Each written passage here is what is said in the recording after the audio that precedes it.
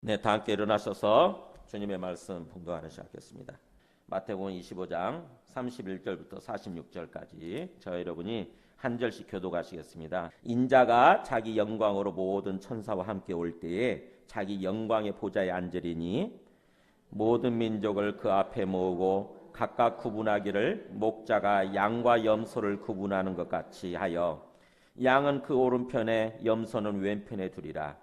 그때 임금이 그 오른편에 있는 자들에게 이르시되 내 아버지께 복받을 자들이여 나와 창세로부터 너희를 위하여 예비된 나라를 상속받으라. 내가 줄일 때에 너희가 먹을 것을 주었고 목마를 때에 마시게 하였고 나그네 되었을 때에 영접하였고 헐벗었을 때에 옷을 입혔고 병들었을 때에 돌보았고 옥에 갇혔을 때에 와서 보았느니라. 이에 의인들이 대답하이르되 주여 우리가 어느 때에 주께서 줄이신 것을 보고 음식을 대접하였으며 목마르신 것을 보고 마시게 하였나이까? 어느 때에 나그네 되신 것을 보고 영접하였으며 헐벗으신 것을 보고 옷 입혔나이까?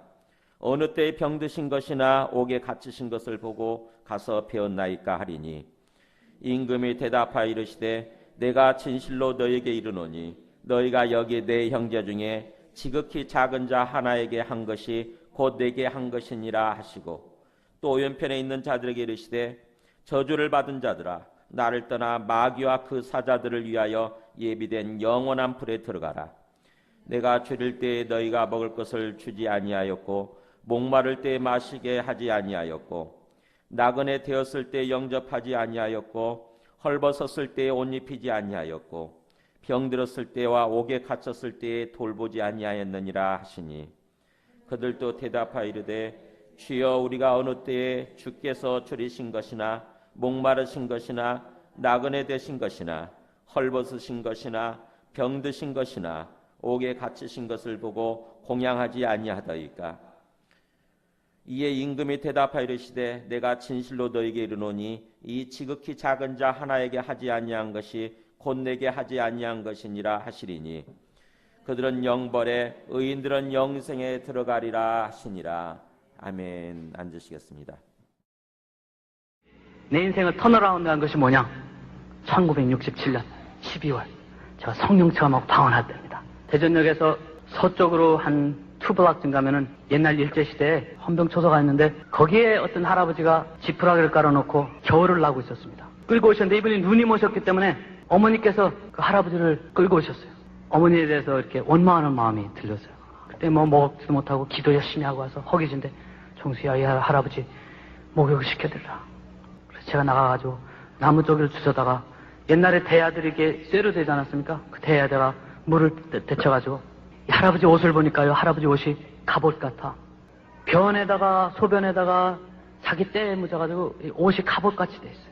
다치 않는 게 아니라 만지질 못하겠어요. 나무 때 그리고 할아버지 옷을 이렇게 하나하나 벗어가지고 제쳐놓고 할아버지를 몸을 보니까 몸에도 갑옷이 하나 꼈는데 이 때며 변이며 소변들이 쩔어가지고 할 수 없는 거를 어머니가 하라니까 몸을 깨끗이 씻어드렸어요. 이거 때 밀을 필요도 없어요. 이렇게 뭐 손으로 이렇게 띄면 돼. 가죽 떼듯이. 이 할아버지는 목욕을 몇 년 만에 하셨는지 시원하다 시원하다 그랬어요. 추우면서도. 종수야 그 공주에 있는 삼촌이 입으시다가 너한테 너 입으라고 주신 그 내복 한 벌 있는 거 있지? 그거 입혀드리래요. 엄마 나는 어떻게 해? 그러니까 그 어머니가 눈물이 팡 돌으시면서 뒤로 달아주셔서 입혀드리라면 입혀드려. 할아버지를 입혀드렸어요. 할아버지 조그만 화로 만들어서 대청마루 가운데다 앉혀내리라고 그랬어요. 온 식구가 덮고 다니는 담요 하나를 그 할아버지한테 이렇게 덮여드리고서 뭐냐면은 가서 이제 김장 지났으니까 밭에 가서 무줄거리 또 배추줄거리 주워다가 된장 풀어가지고 쌀을 없으니까 보리를 그냥 같이 넣고 막 끓이는 거예요. 마지막 남은 거 다 털어다가 끓여가지고 할아버지를 갖다 먼저 먹이라고 그러세요.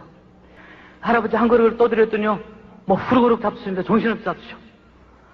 맛있대요. 맛있다 그러죠. 시원하다 그러세요. 시원하다 하면서 잡수면서 눈치가 또 달라고 그러시는 것 같아. 어머니가 또 드리라고 그러세요. 또 드려. 한 그릇을 더 드렸는데 또 잡수세요. 그러니까 한 3그릇을 잡수시더니 양심이 있으셨는지 아니면 대가 차셨는지 더 이상 못 잡수시고선 나머지 조금 남을 가지고 우리가 겨우 허기를 채웠어요. 그 할아버지를 그 겨울을 모시고 지났는데요. 놀라운 일이 생겼어요. 지나가는 사람이 기도하는데 갑자기 우리 집 생각이 나면서 쌀 갖다 주라고 그래서 쌀도 놓고 가고, 또 어떤 사람은 지나가다가 미역도 놓고 가고, 어떤 사람은 뭐 김치도 갖다 놓고 가고, 그러면서 한겨울을 저희가 얼어 죽지 않고 지냈어요. 그러면서 그 겨울을 지나면서 저는 까맣게 잊어버렸어요. 그래서 이제 대전고등학교 제가 다닐 때인데 걸어가는데 참 놀라운 일이 생겼어요. 이 로마서가 보여요. 눈앞에 한 권으로 오는데 머리를 이렇게 넘기면은 책장이 넘어가기 시작해요. 그 말씀에 있는 말들이 보이기 시작해요. 야, 성령님이 나하고 같이 해주시니까 이 말씀이 머리 와서 막히는 것보다, 그렇게 생각했죠. 그래서 학교에 갔는데 담임선생님이 제가 2학년 때 저를 부르세요. 480명 있는 데서 보니까 410등을 했어요. 우리 선생님께서 안타까우셔가지고, 야, 너 좀 공부 좀 해야 되지 않겠냐. 그 담임선생님이 저에게 말씀하시는데 제 마음에 탁 와서 닿았어요. 저 책을 펴가지고 책을 읽기 시작했어요. 책을 읽었는데 한 번을 읽으니까 마음에 차질 않아. 그래서 한 번을 더 읽었죠. 그랬더니 자신이 생기더라고요. 그런가 보다. 그래가지고 그 다음날 가서 시험을 보는데 놀라운 일이 생겼습니다. 눈을 감으니까 국사 책이 머리에 딱 떠올라. 그때 시험을 봤는데 전국에서 410등 하던 사람이 전국에서 5등을 했어요. 하루아침에. 뭐 영어 같은 건 거의 100점 맞고, 화학, 국사는 100점이에요. 너무 잘했기 때문에 대전고등학교 1등으로 들어갈 수가 있었습니다. 까맣게 잊어버렸는데 제가 한 3년 전에 University of Michigan, 아나본 미시간에 코리안 크리스천 펠로십이라는 그 한국 유학생들이 집회가 있는데 간증의 말씀을 해달라고 그러세요. 예배 보기 10분 전에 제가 앉아서 하나님께 기도를 드렸습니다. 근데 갑자기 제 눈앞에 이 환등 슬라이드처럼 5장면이 착착착착착 그 할아버지의 몸을 씻어드리는 장면이 딱 나와요. 그러면서 예수님께서 제 마음에 깊은 곳에 속삭이시는 말씀이 That was me 그러세요. That was me. 종수야, 내가 그날 얼마나 추웠는지 몰라. 내가 그날 얼어 죽었을지도 몰라. 내가 얼마나 배가 고팠는지 모른다. 그 많은 사람들이 성경책을 끼고 지나가면서 나를 모른 척하고 지나갔지만 내 어머니가 나를 불렀다. 내가 나를 먹으렸기 때문에 내 먹는 것을 책임져 주마. 내가 나를 입혀줬기 때문에 내가 너 입을 것을 책임져 주마. 내가 나를 데려다가 집에다 지었지. 너의 의식주를 해결해 주마. 그렇게 약속을 해주시더라고요. 지금 생각하면 성령 충만해가지고 하나님께서 저에게 테스트를 하신 것 같아. 할아버지를 통해서 내가 그렇게 나를 사랑하느냐, 내가 그렇게 나를 좋아하느냐. 그 테스트가 합격하니까 하나님께서 지혜를 주신 것 같아. 그 어머니가 굉장히 어떤 그 신앙이 독실해가지고 어머니가 1시간 내지 1시간 반 걸리는 거리를 새벽 기도를 빠지지 않고 계속 나가셨다고 그래요. 그래서 어머니 따라서 자기도 새벽 기도를 나가고, 그런데 어느 날 어머니가 그 역 앞에서 이렇게 굉장히 어떤 그 똥과 어떤 때에 쩔어 있는 한 거지 할아버지를 모시고 왔다고 하는 거죠. 그래서 그분을 다 씻겨드리고 먹을 거, 자기들도 정말 먹을 거 없던 때인데 먹을 거 이렇게 해드리고 마지막 옷 남은 거 하나 그거 입혀드리고 이제 그랬는데, 그러고 나서 잊어버렸는데 이제 겨울 내내 그 할아버지하고 보냈대요. 그 일이 있고 나서 이제 그 어떻게 뭔가 이제 공부를 하는데 갑자기 머리가 바뀐 거예요.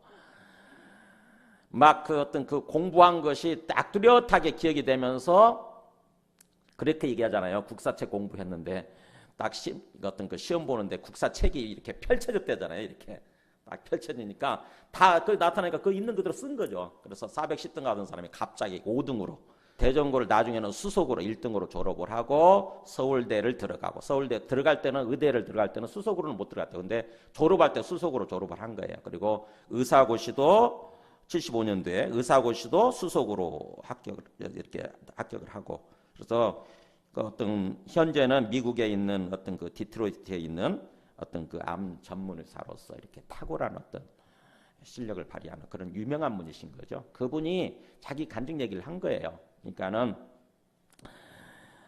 사실은 오늘 말씀과 관련해서 이제 간증을 나누는 것입니다. 한번 오늘 말씀 보세요.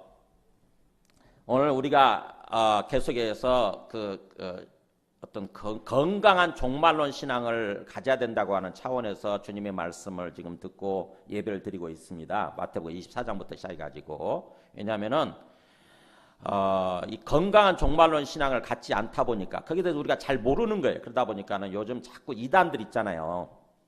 거기에 빠지는 것입니다. 신천지나 저쪽에 안상홍 하나님의 교회나 또 얼마 전에 이제 사고가 또 터졌죠. 신옥주, 제가 지난주에 보여드렸잖아요.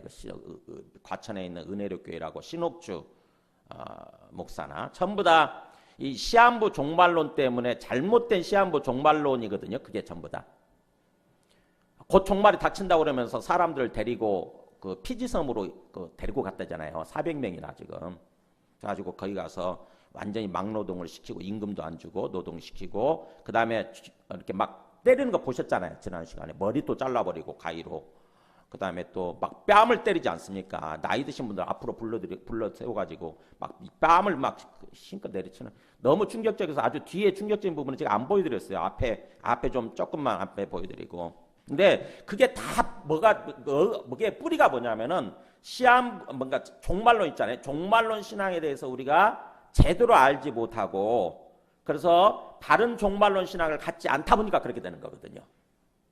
그래서 우리가 정말 정확하게 알고 제대로 믿고 있어야 되는 거죠. 종말론 신앙이라고 하는 것은 다른 게 아니라 우리 그 마태복음 24장에서 얘기한 것처럼 주님이 분명히 오세요. 그죠? 주님이 반드시 오시게 됩니다. 그러니까는 이 세상이 이대로 영원토록 지속되는 것이 아니라 주님이 반드시 다시 오시게 돼 있고 그러면 이 세상은 끝나게 돼 있어요. 종말이 온다는 거죠. 그래서 종말론인 거죠. 이 세상은 반드시 끝나게 돼 있어요. 근데 문제는 뭐냐면은 그 주님이 언제 오실지 모른다고 하는 게 문제가 되는 거예요. 즉 이 세상이 종말이 언제 올지 모른다고 하는 게 문제가 되는 것입니다. 아무도 모른다고 그랬잖아요. 그렇죠? 우리 마태복음 24장 36절에 다시 한번 보세요. 마태복음 24장 36절 보면은 30절부터 보면 30절에 보면 그때 인자의 징조가 하늘에서 보이겠고 그때 땅의 모든 족속들이 통곡하며 그들이 인자가 구름을 타고 능력과 큰 영광으로 오는 것을 보리라. 그가 큰 나팔 소리와 함께 천사들 보내리니 그들이 그의 택하신 자들을 하늘 이 끝에서 저 끝까지 사방에서 모으리라. 이렇게 분명히 주님은 오세요. 분명히 주님은 오시게 돼 있는데 문제는 36절입니다. 그러나 그 날과 그때는 아무도 모르나니 하늘의 천사들도 아들도 모르고 오직 아버지만 아시느니라. 주님이 반드시 다시 오시게 돼 있고 세상 종말은 오게 돼 있는데 문제는 그 날과 그 시간, 즉 구체적인 시간은 전혀 모른다고 하는 거죠. 아무도 모른다고 하는 것입니다. 그렇기 때문에 주님께서 뭐라고 말씀하시는 거냐면은 거기 42절 같이 읽어볼까요? 42절 24장 42절 시작. 그러므로 깨어있으라. 어느 날에 너희 주가 임할는지 너희가 알지 못함이니라. 자 44절도 읽어볼까요? 이러므로 너희도 준비하고 있으라. 생각하지 않은 때에 인자가 오리라. 네. 분명히 오시지만 언제 오실지는 모르기 때문에 주님께서 우리에게 강조하시고자 하는 것은 우리가 영적으로 깨어 있어야 된다고 하는 것입니다.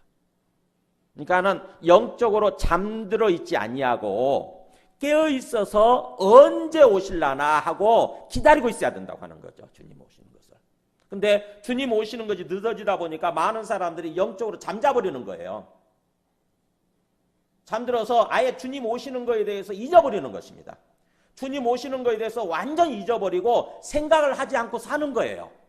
그러다 보면 어떻게 되냐면은 이 세상이 영원히 계속될 것처럼 그리고 이 세상에 있는 것이 마치 전부일 것처럼 거기다 목매달고 거기다가 우리의 영혼을 팔아버리고 그렇게 매몰돼서 사는 거예요. 거기에 매몰돼서. 이 세상에 매몰돼서 사는 것입니다. 그럼 어떻게 되냐? 우리 영혼이 부패하게 돼 있어요. 우리의 영혼이 부패해요. 온갖 죄를 저지르면서 그렇게 살아요. 이 세상이 계속될 것처럼 생각되니까 이 세상에 마치 전부일 것처럼 생각되니까 그냥 내 욕망과 내 욕심을 따라서 온갖 죄를 저지르면서 사는 것입니다. 그게 영혼이 썩고 부패한 모습인 거예요. 그렇게 되면은 생각하지 않은 때에 주님이 오시게 됨으로 말미암아 결국 우리가 심판받게 되는 거죠. 어떤 죄악된 삶 때문에 심판받게 되는 것입니다. 그래서 그러지 않도록 하기 위해서 깨어 있어야 된다. 주님이 반드시 오시지만 언제 오실지 모르기 때문에 우리가 마치 저녁에 잠자지 않고 깨어 있듯이, 저녁에 만약에 생각해 보세요. 저녁에 언제 도둑이 들지 모른다. 그러면 어떻게 되겠습니까? 오늘 저녁에 분명히 도둑이 들긴 드는데 언제 올지 몰라요. 그럼 어떻게 돼요? 우리 오늘 저녁에 잠 안 잘 거 아니에요. 그죠?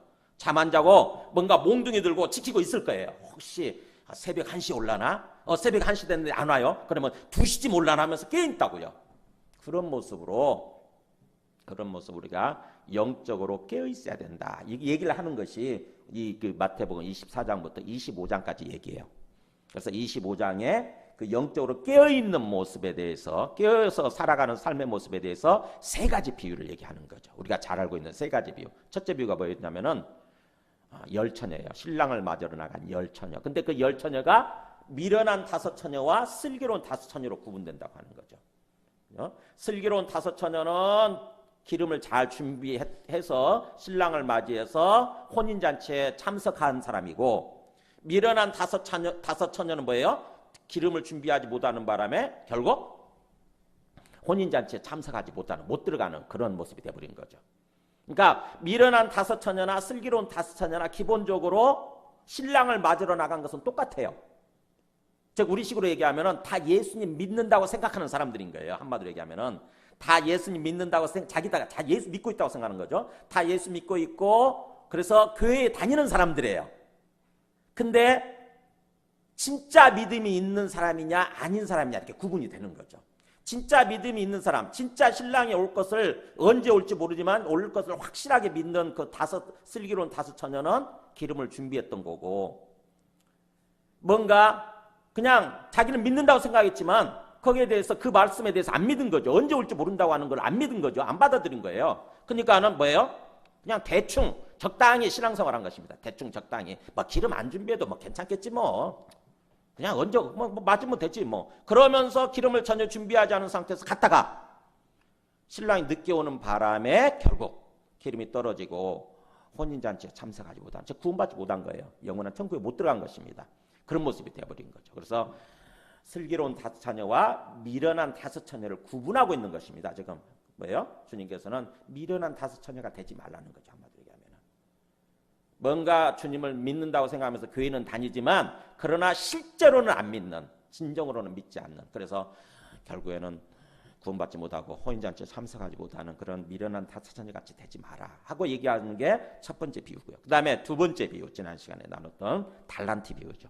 달란트 비유도 똑같아요. 달란트 비유도 앞에 5달란트 또 2달란트 받은 지혜로운 사람이 있죠. 그거를 성경에서는 뭐라고 그랬냐면 거기 21절에 그랬죠. 착하고, 25장 21절에 보면은 잘하였도다 착하고 충성된 종아 이렇게 나오잖아요. 이 5달란트 2달란트 받은 사람은 착하고 충성된 사람이에요. 달란트 받은 대로 열심히 섬기면서 산 것입니다. 열심히 달란트 자기 받은 대로 남긴 거예요. 반면에 1달란트 받았던 사람은 어떻게 했냐면은 거기 보면은 26절에 그랬죠. 이 악하고 게으른 종아 그랬어요. 1달란트 받은 사람은 어떻게 했냐면은 그냥 땅에 묻어둬 버렸어요. 1달란트 받은 대로 땅에 묻어뒀다가 나중에 그대로 주님 앞에 이렇게 툭 던지다시피 꺼내놓은 것입니다. 그러면서 그랬을 때 주인이 그런 거죠. 이 약하고 게으른 종아.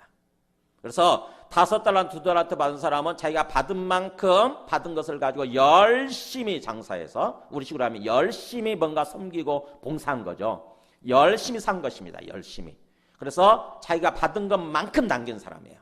반면에 1달란트 받은 사람은 1달란트 받았는데 그냥 방치해둬버리는, 어떻게 보면은 방치해둬버린 모습으로 산 거죠. 그랬다가 결국 5달란트 2달란트 받은 사람은 주님의 어떤 그 칭찬을 받고 인정을 받고 상급에 참여하는 그런 사람이 되지만, 1달란트 받은 사람은 결국 심판받아서 영원한 멸망으로 가는 그런 모습이 된 거죠. 그래서 이 두 번째 비유를 통해서도 말씀하는 게 뭐냐면은 1달란트 받은 사람처럼 살지 말고 5달란트 2달란트 받은 사람처럼 살아라 이 얘기예요. 사실은 우리한테 주어진 모든 것이 달란트예요. 우리한테 주어진 모든 것. 우리 빈손으로 온 사람들이잖아요. 그죠? 처음에 태어날 때 빈손으로 왔다가 나중에 죽을 때도 어떻게 됩니까? 빈손으로 가는 사람들이에요. 공술의 공수고 이렇게 한자말로 얘기하잖아요. 빈손으로 왔다가 빈손으로 가는. 아무것도 가지고 가지 못해요. 아무것도 10원짜리 한 장 못 가지고 가요. 뭐 그럴듯하게 예수 믿지 않는 사람들은 죽을 때 뭔가 좀 그 노잣돈이라고 삼으라고 해가지고 막 돈도 찔러주고 막 그러는데 그거 갖고 갑니까? 사실 그냥 썩을 뿐이에요. 못 갖고 가요. 이건희 씨 저렇게 엄청난 돈을 벌어서 우리나라 최고 부자지만 근데 이제 지금 어떤 그 산소호흡기에 지금 의지해서 읽고 있지 않습니까? 저분이 죽을 때도 10원짜리 하나 못 갖고 가요. 우리나라에서 최고 부자지만 10원짜리 하나 못 갖고 간다고요. 빈손으로 가게 돼 있어요. 그렇다고 한다면 빈손으로 왔는데 그리고 빈손으로 가게 돼 있는데 그동안에 우리한테 주어진 것들 있지 않습니까? 그렇잖아요. 분명히 빈손으로 왔다 빈손으로 가는데 그동안에서 이 땅에서 살아가는 동안 주어진 것들이 있어요. 그게 바로 달란트예요. 그게 달란트예요. 주님께서 우리에게 주신 달란트예요. 재물, 그 다음에 어떤 그 우리의 재능, 그 다음에 시간도 마찬가지로 우리한테 주어진 달란트예요. 우리가 보통 한 8, 90년 아니면 좀 길면 100년 정도 살다 가잖아요. 그죠? 그래서 그 시간도 역시 인생의 시간도 달란트예요. 그 다음에 우리가 결혼해서 살다 보니까 자식이 생기지 않습니까? 그 자식도 역시 달란트예요. 그러니까 완전히 무일푼, 완전히 빈손이었는데 나중에 보니까는 다 이것저것 주어져 있는 거 있잖아요. 다 주님이 주신 달란트예요. 주님이 그 달란트를 왜 주셨는가 생각해 봐야 되는 거죠. 그 달란트를 가지고 열심히 살라고 하는 것입니다. 사실은 주님의 영광을 나타내는 모습으로 주님을 위해서 열심히 살라는 거. 그게 달란트예요. 그러니까 주님께서 우리에게 어떤 달란트를 주셨다고 한다면 그게 사명입니다. 사명. 그렇게 살라고 하는. 그래서 5달란트, 2달란트 받은 사람은 열심히 사는 거죠. 그러니까 자기가 받은 만큼 막 남기지 않습니까? 근데 1달란트 받은 사람은 웬일인지 모르지만 사실은 주인에 대해서 잘 몰랐죠. 주인에 대해서 전혀 잘 모르고 자기 생각 속에 빠져 있다 보니까는 그냥 지 마음대로 살아버린 거예요. 그래서 1달란트 그냥 받자마자 땅속에 다 처박아뒀다가 그대로 갖다 그냥 떼 던져서 나중에 갖고 온 것입니다. 마치 주님께서 우리에게 여러 가지 달란트를 주셨는데 이게 누가 줬는지도 모르고 왜 줬는지도 모르는 채 그저 내 마음대로 살다가 나중에 덜컥 주님을 맞이하는 주님 앞에 서게 되는 그런 모습인 거예요. 그렇게 살지 말라고 지금 얘기를 하는 거죠. 두 번째 비유는 얘기는 1달란트 사람처럼 되지 마라. 1달란트 받은 사람처럼 되지 마라. 네한테 주어진 거 그 달란트가 누가 주었는지 왜 주었는지 생각해보고 주님 뜻대로 살아라 라고 한 것입니다. 그게 마지막 종말론적인 신앙을 가지고 살아가는 삶이에요. 5달란트 받은 사람처럼 2달란트 받은 사람처럼 그렇게 살아가는 거 그게 바른 종말론 신앙이에요. 바른 종말론 신앙. 그 다음에 오늘 이제 마지막 비유죠. 마지막.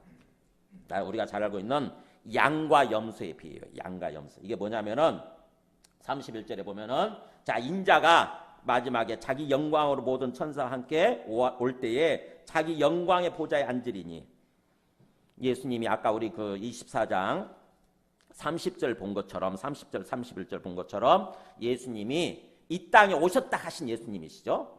이 땅에 오셨다 하신 예수님이 하늘에 오르셨잖아요. 부활해가지고 하늘로 올라가셨어요. 그분이 다시 오신다고 하는 것입니다. 그분이 누구냐?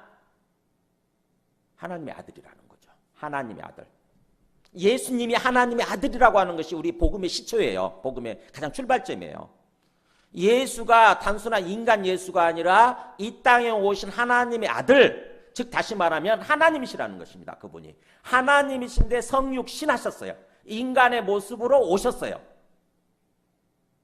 그래가지고 우리 죄를 위해서 죽으신 것입니다.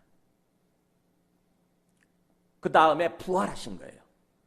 그래서 그분이 예수님이 하나님의 아들이라고 하는 것이 밝혀진 것입니다. 그러니까 우리가 예수님을 하나님의 아들로 믿는 거, 그래서 우리의 주님으로 그리스도 믿는 것이 우리의 복음이거든요. 뭐가 기쁜 소식이냐? 하나님의 아들이 이 땅에 오셨다고 하는 게 복음 기쁜 소식인 거예요. 근데 예수를 하나님의 아들로 믿어야 되는데, 주님으로 믿어야 되는데 이게 쉽게 믿어지는 게 아니잖아요. 어떻게 보면 황당무계한 소리 아닙니까? 그잖아요. 예수 믿지 않는 세상 사람들 입장에서 보면은요, 황당무계한 소리예요. 예수를 4대 성인까지는 인정할 수 있어. 예수님과 더불어서 또 누구죠? 공자님, 부처님, 그 다음에 마호메트와 더불어서 역사적인 인물이 분명히 맞고, 그러니까 4대 성인으로 인정하겠죠. 역사적인 실제 인물이 맞고, 그 다음에 그분들이 아주 훌륭하게 살다간 분인 거죠. 그죠? 우리 인간들 중에서 가장 훌륭하게 살다간 분들. 그래서 4대 성인 이렇게 얘기를 하는 거예요. 거기까지는 인정할 수 있다는 거예요. 예수님도. 세상 사람들도 예수님을 실제적인 인물로 4대 성인 중에 한 명으로까지는 인정을 하는데, 그분을 하나님의 아들로, 그래서 하나님으로 인정한 이걸 받아들인다고 하는 이게 굉장히 황당무계한 소리인 거죠. 근데 우리가 어떻게 해서 그게 사실이라고 하는 것을 알게 되고 믿게 되느냐? 바로 예수님의 부활이라고 하는 것입니다. 죽으셨는데, 다른 사람들처럼 똑같이 죽으셨는데, 예수님만이 3일 만에 부활하셔가지고 40일 동안 이 땅에 살아계시다가 제자들이 보는 앞에 산으로 올라가신 거예요. 이거는 누구도 할 수 없는 일이거든요. 그죠? 어떤 존재가 죽었는데, 다 죽으면 끝나지 않습니까? 우리 모든 인간은. 죽으면 끝나게 되는데 예수님만이 부활하신가 싶더니 40일 동안 이 땅에 살아계시면서 확실하게 보여준 거예요. 자기가 부활했다고 하는 거를, 살아있다고 하는 거를. 그리고 또 제자들이 보는 앞에 산으로 올라가신 것입니다. 그런 모든 것을 통해서 비로소 사도들이 알았어요. 예수가 하나님의 아들이 맞구나. 그걸 보고 뭐라고 고백하냐면, 부활하신 예수님을 만났을 때 나의 주님이시오 나의 하나님이시니이다, 이렇게 고백을 하잖아요. 도마가 대표적으로 그렇게 고백하지 않습니까? 나의 주님이시고 나의 하나님이시나이다. 그래서 사도들도 그렇게 해서 예수님을 알게 되어지고, 그 다음부터 예수님을 하나님의 아들로, 이 땅에 오신 하나님의 아들로 전하기 시작한 것입니다. 그게 복음, 그게 기쁜 소식이에요. 하나님의 아들이 오셨다, 우리를 구원하기 위해서. 근데 그분이 하늘에 오르셔서 언젠가는 다시 그대로 있는 것이 아니라 오신다고 하는 것입니다. 다시 오신다고 하는 것. 그게 오시는 장면이 바로 그 20장 30절 31절에 펼쳐진 거죠. 다시 한번 가서 보세요. 24장 30절 31절 보니까 인자의 징조가, 환란이 다 끝난 뒤에, 환란 날이 지나간 뒤에 인자의 징조가 하늘에서 보입니다. 그때 땅의 모든 족속들이 통곡하는 거죠. 진정으로 안 믿었으니까. 이게 설마 했는데 진짜니까, 진짜라고 알게 되니까 통곡하는 것입니다. 그러면서 그들이 인자가 구름을 타고, 신비롭죠? 구름을 타고 능력과 큰 영광 가운데 오는 것을 보게 되리라. 그때에 그가 큰 나팔 소리와 함께 천사들을 보내리니, 그 천사들이 그의 택하신 자들, 우리 구원받은 사람들이죠. 택하신 자들 하늘 이 끝에서 저 끝까지 사방에서 모으리라. 그러니까 우리가 죽었던 사람들은 부활하게 되고, 그때까지 살아있던 사람들은 부활체로 변해가지고 하늘로 끌어올려져서 하늘에서 주님을 영접하는 거예요. 그게 혼인잔치에 참석하는 것입니다. 예수님과 하나가 되는 거예요, 영적으로. 그게 혼인잔치예요. 그래서 그렇게 주님을 영접한 다음에 하늘에서 계속 있는 것이 아니라 이 땅으로 내려오게 되는 거죠. 새하늘 새 땅으로 내려와서 거기서 주님과 함께 영원히 살게 되는, 그게 영원한 천국이에요. 영원한 천국. 지금 그 얘기를 이렇게 오늘 다시 얘기를 하는 거예요. 31절에서 다시 25장 31절에서 인자가 그렇게 하늘에 올라가신 예수님이 자기 영광 가운데 모든 천사들과 함께 올 때에, 그 다음에 자기 영광의 보좌, 왕의 자리에 앉는다고 하는 거죠. 자기 영광스러운 보좌, 심판의 자리에, 심판장의 자리에 앉으리니, 32절에 그때 모든 민족을 그 앞에 모으고 각각 구분하기를 그래요. 세상에 있는 모든 사람들이 다 그렇게 돼 있는 거예요. 세상에 있는 모든 사람들 다 그 앞에 끌어모으고, 그 다음에 어떻게 합니까? 한 사람 한 사람 구분한다고 하는 것입니다. 그 각각이라고 돼 있죠. 한 사람 한 사람 구분하는 거예요. 어떻게 구분하냐? 마치 목자가 양과 염소를 구분하듯이.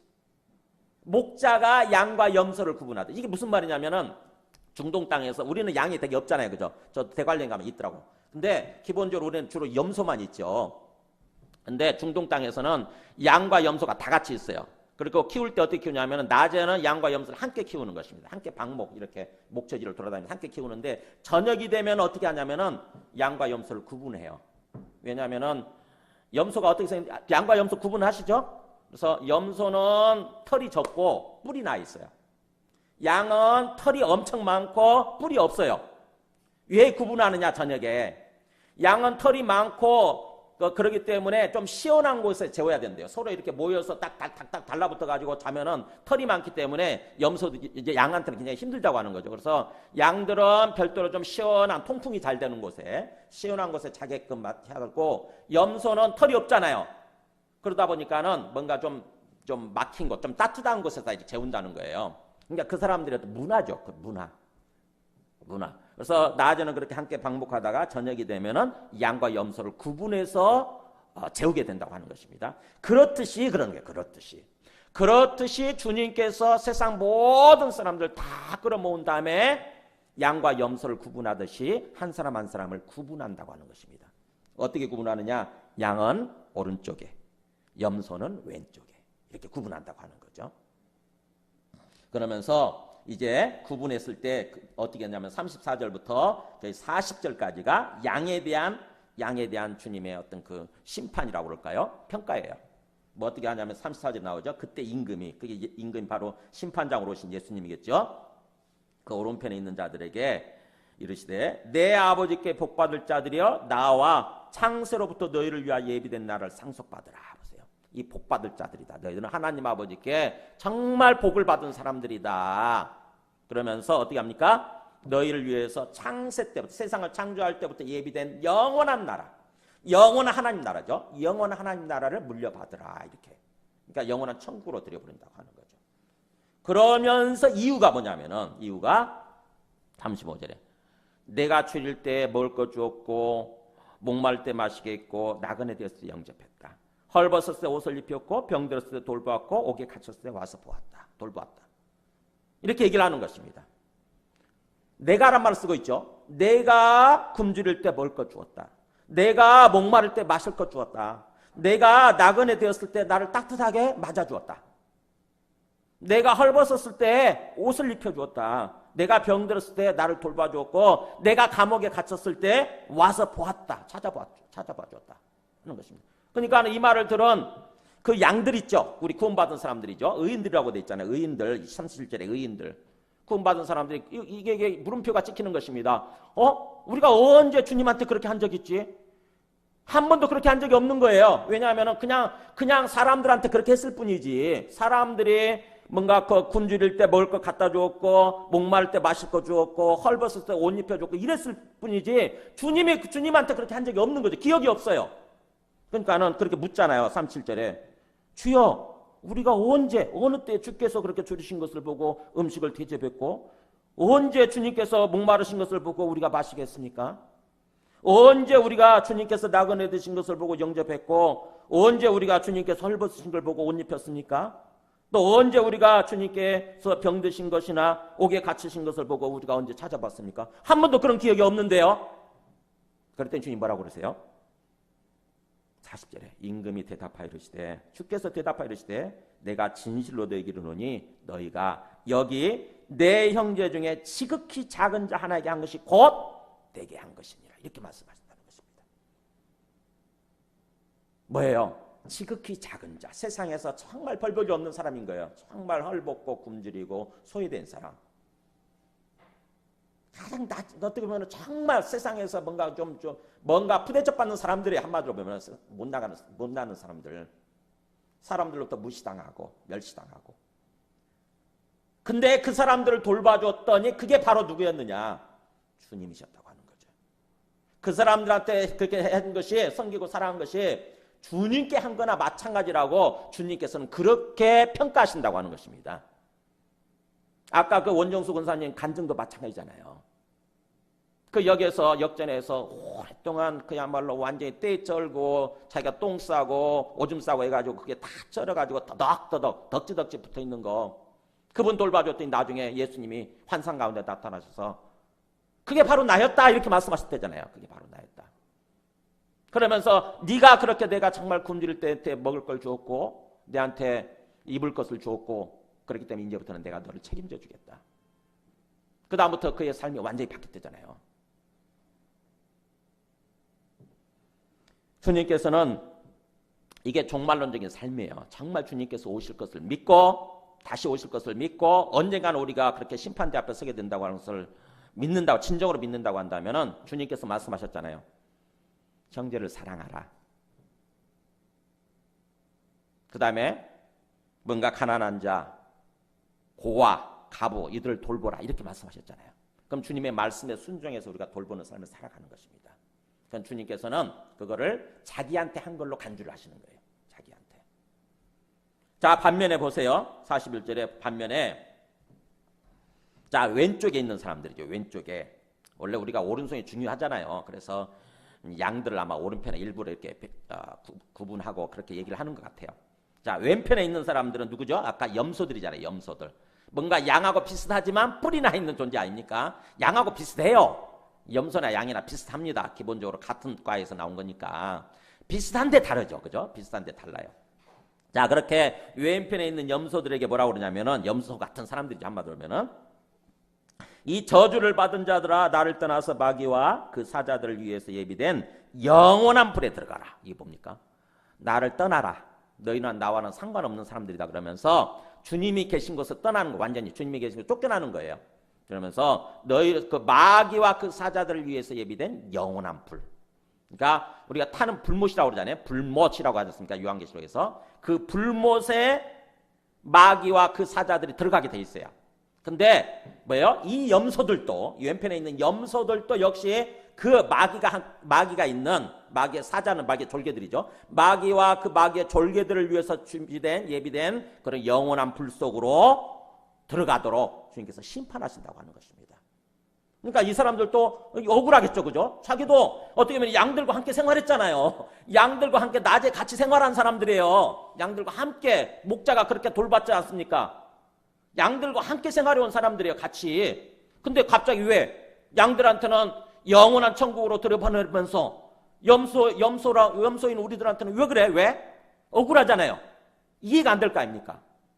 그잖아요. 우리 그렇게 똑같이 신앙생활 하지만 어느 날 주님이 오셔가지고 구분한다고 생각해 보세요. 구분해가지고 오른편에 있는 너는 오른편으로 가라. 너 누구누구야. 너는 왼편이다. 이렇게 해놓고 이 오른편에 있는 사람들한테는 영원한 천국으로 들여보냈는데 왼편에 있는 자들은 너희들은 영원한 불로 꺼져라. 이렇게 한다고 생각해 보세요. 그러면 얼마나 억울할 거 아닙니까? 우리 이상하다. 우리 다 같이 신앙생활 했는데. 다 같이 교회 다녔는데. 자, 그렇게 얘기하면 그래서 42절에 나오잖아요. 내가 이유를 설명하는 것입니다. 심판할 때는 분명히 그 심판에 이유가 있어야 될 거 아닙니까? 그잖아요. 재판장이 그냥 아무렇게나 판결 내리지 않잖아요. 반드시 이유를 얘기하잖아요. 그죠? 42절에 그렇게 돼요. 왜 너희들은 그렇게 영원한 불로 들어가느냐면 내가 줄일 때 너희가 먹을 걸 주지 아니했고 목마를 때 마시게 하지 아니하였고 나그네 때였을 때에 영접하지 아니하였고 헐벗었을 때 옷 입히지 아니하였고 병들었을 때와 옥에 갇혔을 때 돌보지 아니하였느니라. 이렇게 심판하시는 거예요. 그러니까는 이 사람들도 이상한 거예요. 앞에 의인들과 마찬가지로 이상하다. 기억이 없어. 자기들 기억에. 주님이 굶주릴 때 있었나? 주님이 헐벗었을 때 있었나? 기억이 없어요. 그러니까는 묻잖아요. 44절에 그들도 대답하되 주여 우리가 어느 때에 주께서 그렇게 줄이신 것이나 목마르신 것이나 나그네 되신 것이나 헐벗으신 것이나 병드신 것이나 옥에 갇히신 것을 보고 공양하지 아니하다이까. 우리는 기억이 없습니다. 주님이 한 번도 그런 적이 없잖아요. 그랬더니 45절이죠. 이에 임금이 대답하여 이르시되 내가 진실로 너희에게 이르노니 이 지극히 작은 자 하나에게 하지 아니한 것이 곧 내게 하지 아니한 것이니라. 이렇게 말씀하신다는 것입니다. 앞에 의인들하고는 정반대죠. 아마 이 사람들도 이 염소과에 속하는 이 사람들도 진짜 주님이 그렇게 굶주리고 헐벗고 목마르고 감옥에 갇히고 그런 모습이었다고 한다면 하겠죠. 막 했을 거예요. 주님이시니까 얼마나 막 했을 거 아니에요. 다 탈탈 털어가지고 했을 거 아닙니까? 근데 이 사람들은 어떤 생각을 했어요? 주님이 아니니까. 저 헐벗은 사람, 저 굶주린 사람, 전 주님이 아니고 세상으로부터 아주 별 볼 일 없는 다 무시하고 또 그래서 무시당하고 사는 그런 사람들 아닌가. 그러니까 우리도 뭐 적당히 무시해도 상관없다는 생각을 하는 거죠. 그죠? 그러니까 적당히 무시했어요. 그야말로. 만약 주님이었다고 한다면 그렇게 했겠어요? 엄청나게 했겠죠. 그죠? 모든 거 다 쏟아부어서 했겠죠. 그냥 사람으로 그냥 주님이 아니라 그냥 인간적인 생각을 가지고 한 것입니다. 근데 그게 뭐예요? 주님께서는 그 사람한테 한 그 태도가 바로 주님께 한 태도로 드러나 버린 거예요. 우리가 결국에는 그 사람들이 46절에 그들은 그렇게 염소과들은 영벌에 영원한 벌에 들어가게 되고 의인들 아까 양들과는 뭐예요? 영원한 생명에 들어가게 된다고 하는 것입니다. 자, 그래서 우리가 우리 이 지금 빔 프로젝트 안 되기 때문에 주님께서 좀 이제 최대한 말씀을 줄여야 될 것 같아요. 참고된 말씀들 제가 준비를 했는데 못 보여드리니까. 오늘 말씀을 통해서 주님께서 말씀하고자 하는 그 요지가 뭔가를 천천히 생각해 보세요. 전체 주님께서 우리에게 이 말씀을 양과 염소의 비유를 통해서 말씀하고자 하는 게 뭔가, 도대체 뭔가. 앞에 두 가지 비유나 거의 똑같죠, 그죠? 기본적으로 아까 그 10처녀, 5처녀, 슬기로운 5처녀, 밀은 5처녀처럼 또 두 번째 비유 5달란트, 2달란트 받은 사람과 1달란트 받은 사람처럼 거의 똑같아요. 이 양과 염소도 똑같이 평소에는 구분이 안 됩니다. 그죠? 평소에는 똑같이 구분이 안 돼요. 다 예수님 믿고 있다고 생각을 하는 거고 다 교회 다니고 다 예배 드리잖아요, 기본적으로. 그러니까 다 똑같다고 생각을 하는 거예요. 근데 주님께서는 뭐예요? 구분하고 계신다고 하는 것입니다. 진짜 믿음을 가지고 순종하면서 살아가는 사람과 자기는 믿는다고 생각하지만은 실제로는 내 마음속에 제대로 안 믿는 거예요. 그러니까 뭐 어떻게 됩니까? 내 마음대로 사는 것입니다. 내 마음대로 여전히 내가 주인된 모습으로 내 생각이 주인되고 내 욕심이 주인되고 그게 죄악된 모습이거든요. 죄의 본질이 뭔 줄 아세요? 죄의 본질은 내가 주인된 거예요. 주님이 주인 되셔야 되는데 주님이 우리 진정한 주인인데 우리에게 생명을 주시고 온 세상을 지으신 하나님이 진짜 우리의 주인인데 그래서 하나님을 주인 삼고 살아야 되는데 입으로는 주여 주여 부르면서도 내가 주인된 모습으로 사는 거. 하나님 당신 필요 없고요. 내 인생은 나의 것. 그러니까 내 마음대로 살 거예요. 간섭하지 마세요. 그러면서 내 마음대로 사는 거. 주님으로부터 하나님으로부터 독립선을 하고 내 마음대로 내 욕심대로 살려고 하는 거. 이게 죄의 본질이거든요. 이게 죄의 본질. 그러니까 아담과 하와가 마귀가 그렇게 꼬셨잖아요. 하와를. 마귀가 하와를 꼬신 게 그거였어요. 야, 그 선악을 알게 하는 나무 열매를 먹으면 뭐 죽는다고 하더냐? 안 죽는다. 안 죽어. 안 죽는데 그걸 먹게 되면은 네가 똑똑해져 가지고 네가 하나님처럼 될까 봐 하나님이 속인 거야. 그러니까 그거 네가 먹으면 네가 하나님처럼 될 수 있어. 먹고 괜히 하나님께 종속된 삶을 살지 말고 네가 살아. 네가 주인 되어서 살아. 이게 마귀의 꼬임이었어요. 그것 때문에 먹어버린 것입니다. 그거 먹고 자기가 하나님처럼 되고자 내가 내 인생 내가 주인 되어서 살고자 그거 먹은 거예요. 그래서 죄의 본질은 뭐냐면은 죄의 본질은 내가 주인 되려고 하는 거예요. 내가 하나님 되려고 하는 거. 내가 내 인생의 왕이 되려고 하는 거. 세상 사람들은 항상 그 마음이 있어요. 세상 사람들은 항상 내가 높아지기를 원하고 내가 다른 사람보다 항상 뭔가 1등하기를 원하고 그래서 내가 사람들로부터 막 인기 얻고 박수갈채 받고 이러면 우쭐해지고 나를 자랑하려고 하는 마음, 내가 왕이 되려고 하는 마음이 항상 우리 속에 있어요. 그게 반역성이에요. 그게 반역성. 하나님을 한번 거부해본 그 반역성, 패역성 있잖아요. 성경에는 패역이라고 그러죠. 그걸 우리말로 보통 말은 반역이라고 그러잖아요. 그 패역성, 반역성이 우리 안에 있어요. 항상. 주님을 믿는다고 하면서도 주님을 믿고 이렇게 산다고 하면서 어느 순간에 주님을 끌어내리고 내가 그 자리에 앉고자 하는 그 마음이 있다니까요. 그게 죄악된 모습이에요. 그게 죄악된 모습. 철저하게 주님을 주님으로 믿고 주님으로 모시고 주님께 납작 엎드려서 우리가 순종하면서 주님의 말씀대로 살아야 되는데 그러지 않는 것입니다. 주님은 그랬잖아요. 형제를 사랑하라 그러면서 내 새 계명을 너희에게 주느니 서로 사랑하라. 내가 너희를 사랑한 것 같이 너희도 서로 사랑하라. 이렇게 말씀하셨어요. 사랑하라. 그러니까는 예수님 믿는 것과 수평적으로 사람들 사랑하는 것이 서로 연결이 되어 있는 거예요. 나만 구원받으면 되지. 천국 들어갈 거야. 이렇게 생각하는 거죠. 근데 주님은 안 그래요. 요한일서에서 이렇게 얘기해요. 누구든지 하나님을 사랑한다고 하면서 그 형제를 미워하면 이는 거짓말하는 자니 보는 바 그 형제를 사랑하지 아니하는 자는 보지 못하는 바 하나님을 사랑할 수 없느니라. 보이는 형제를 사랑하지 않는다고 한다면은 보이지 않는 하나님을 사랑하는 게 아니라는 것입니다. 그렇기 때문에 하나님을 사랑한다고 한다면은 하나님을 사랑하는 자는 그 형제를 사랑할지니라. 이게 요한일서 4장 20절 21절 말씀이에요. 진정으로 하나님을 믿고 진정으로 하나님을 사랑하느냐? 그렇다고 한다면은 옆을 돌아봐라고 하는 거죠. 주변. 옆을 돌아봐서 옆에 있는 사람들도 형제들도 사랑해라 이거예요. 그래서 형제 사랑, 이웃 사랑으로 나아가야 되는 거예요. 진정으로 내가 주님을 믿는다고 한다면, 진정으로 내가 주님을 사랑한다고 한다면은 형제 사랑, 이웃 사랑으로 나아가야 되는 거예요. 야고보서에서 이런 말씀이 나와요.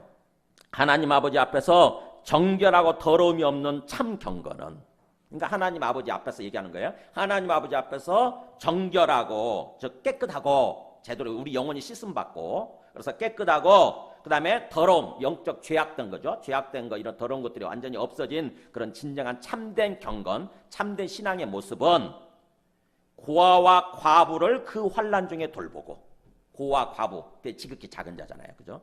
지극히 작은 자, 고아와 과부를 그 어려운 가운데 있을 때에 그들을 돌아보고, 그 다음에 자기를 세속으로부터 지켜서 물들지 아니하는 것이니라, 이렇게 얘기를 해요. 야고보서 1장 27절에. 진짜로 우리가 진정한 제대로 믿음, 제대로 신앙생활의 모습은 세속으로부터 내가 더러워지지 않도록 나를 지키면서 동시에 수평적으로 사람들을 돌보는 것이라는 것입니다. 고아, 과부, 지극히 작은 자를 돌아보는 거래요. 그렇게 말씀하는 거예요. 이렇게 주님께서 말씀해 주셨다고 한다면은, 진짜로 우리가 주님을 믿는다고 한다면 주님의 말씀대로 살아야 되잖아요. 아, 내가 수평적으로 수직적인 관계만 잘 되면 되는 게 아니구나. 수평적으로 있어야 되는구나. 그래야 십자가가 되지 않습니까? 수평적으로 옆으로 돌아보는 거예요. 사람들, 형제를 사랑하고 이웃을 사랑하는 모습으로 가야 되는 것입니다. 정말 주님을 믿는다고 한다면 그 말씀을 순종해서 살 거 아니에요. 그게 앞에 의인들이잖아요. 이 양에 속하는 의인들이 그렇게 산 거 아닙니까? 그 사람들이 주님이라고 생각되지 않았지만, 주님이라고 보이지 않았잖아요, 그죠? 주님이라고 보이지 않았지만 그냥 주님 말씀을 그렇게 말씀하셨기 때문에, 주님께서 말씀하셨기 때문에 그렇게 형제를 사랑한 거예요. 다른 사람 사랑한 거예요. 그랬더니 나중에 알고 보니까 그게 주님께 한 거라네요. 근데 왼편에 있는 염소과들은 어떻게 했습니까? 주님께서 그렇게 말씀해 주셨음에도 불구하고 그냥 주님 순종하지 않은 거죠. 저 같은 것들 무시해도 저거 얼마나 힘들겠어요, 그죠? 그냥 무시해도 적당히 나만 잘 믿으면 되지. 난 주님만 잘 믿고 그러면 되지. 돼요. 사람들 무슨 상관이 있어. 이렇게 하고 살았거든요. 근데 알고 보니까 사람들인 줄 알고, 아주 무시해도 되는 사람들인 줄 알고 그렇게 했는데, 그분들이 바로 주님이셨던 거예요. 그렇게 한 게, 사람들한테 그렇게 한 게 주님께 한 것이었던 것입니다. 그래서 오늘 말씀을 정리하면 그렇습니다. 주님께서는 이 땅에서 살아가는 동안에는 양이나 염소나 구분이 없다고 하는 거예요. 모릅니다. 양과 염소가 구분, 똑같이 목자가 똑같이 관리하고 돌보고 그 양과 염소를 같이 데리고 이렇게 목초지로 끌고 다니겠죠. 근데 저녁이 되면 구분하듯이 이 땅에서 신앙생활 하는 동안에도 우리가 양과 염소가 구분이 안 되지만, 그러나 주님이 오셔서 이제 마지막이죠. 그때는 구분하신다고 하는 것입니다. 그렇기 때문에 결론은 염소가 되지 말고, 염소과가 되지 말고 양들이 되라, 이 얘기예요. 양과가 되라, 양과. 즉 주님을 진정으로 믿고 주님 말씀에 순종해서 옆에 사람들도 돌보는 형제사랑, 이웃사랑, 특히 지극히 작은 자 한 사람을 돌아보는 그런 삶을 살아라 하는 것입니다. 거기에 따라서 결국 우리의 영원이 결정된다고 하는 것입니다. 우리의 영원, 영벌이냐 영생이냐, 우리의 영혼이 뭐에 따라서 결정된다고요? 결국 우리가 진정한 믿음, 진정으로 믿고 그 진정한 믿음에 따라서 사람들을 돌보는 거죠. 이 옆에 있는 사람들을 돌아보는 거, 거기에 따라서 결정이 된다고 하는 것입니다. 그러니까는 우리가 흔히 착각하기 쉬워요.